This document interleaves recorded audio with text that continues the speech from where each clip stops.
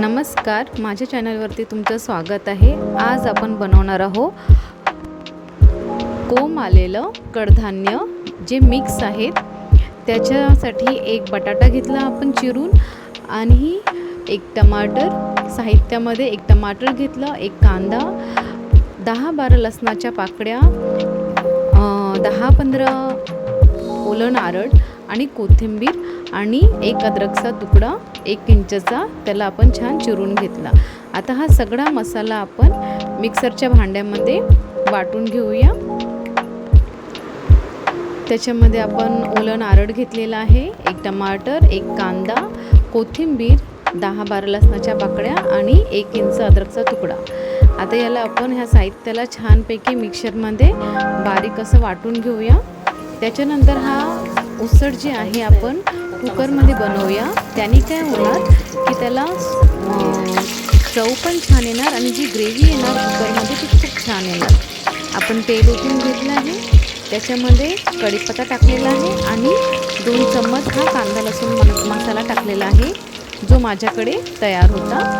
त्याला आपण छान एक 5 सेकंदापर्यंत तेलामध्ये छानपैकी शिजू देऊया, जेणेकरून त्याचा सुगंध छान हे होणार। आणि नंतर आपण जो मिक्सरमध्ये मसाला तयार केलेला कांदा, टमाटर, ओलं नारळ, अद्रक, लसूण आणि कोथिंबीरचा तो मसाला त्याच्यात ओतून घेऊया आणि त्याच्यानंतर त्याला छान मिक्स करून असं 1 मिनिटपर्यंत कमी आचेवरती हलवूया। नंतर 1 चम्मच हळद टाकूया आणि 1 चमचा चवीपुरती त्याच्यामध्ये मीठ घालूया आणि आता या मिश्रणाला पण छान चम्मचने एक जीव होईपर्यंत मिक्स करून घेऊया, की जेणेकरून सगळा मसाला तेलामध्ये छान शिजेल आणि त्याचं टेक्स्चर जे आहे ते छान येणार।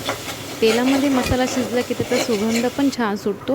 मग त्याच्यावरती काहीतरी झाकण ठेवून 1 मिनिटापर्यंत त्याला आपण झाकून ठेवूया। नंतर परत आपण त्याला छानपैकी एक जीव होईपर्यंत मिक्स करूया।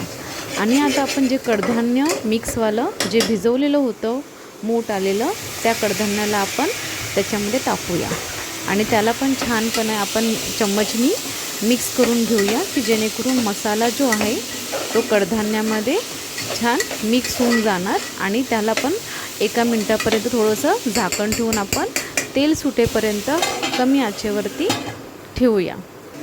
हे बघा, आपण 1 मिनिटानंतर झाकण काढून बघितलं, मसाला छान एकजीव झालेला आहे कडधान्यामध्ये। आता त्याला आपण फिरवून घेऊया आणि ज्या भांड्यामध्ये आपण मसाला बारीक केला होता त्याच भांड्यांनी आपण 2 भांडे असं पाणी त्या कुकरमध्ये टाकूया। तुम्हाला जेवढं हवं असेल, जेवढी ग्रेव्ही हवी असेल त्याच्या हिशोबाने तुम्ही पाणी टाकू शकता।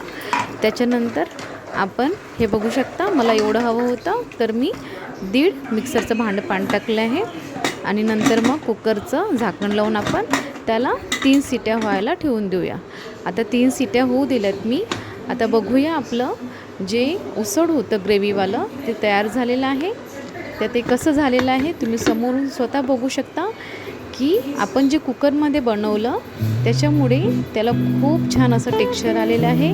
ग्रेव्ही पण खूप छान तयार झालेली आहे आणि तुम्ही बघू शकता त्याला किती छान वरती असं कमी तेल टाकल्यावरती पण किती छान तर्री आली आहे, किती छान दिसत आहे असं ते आपलं।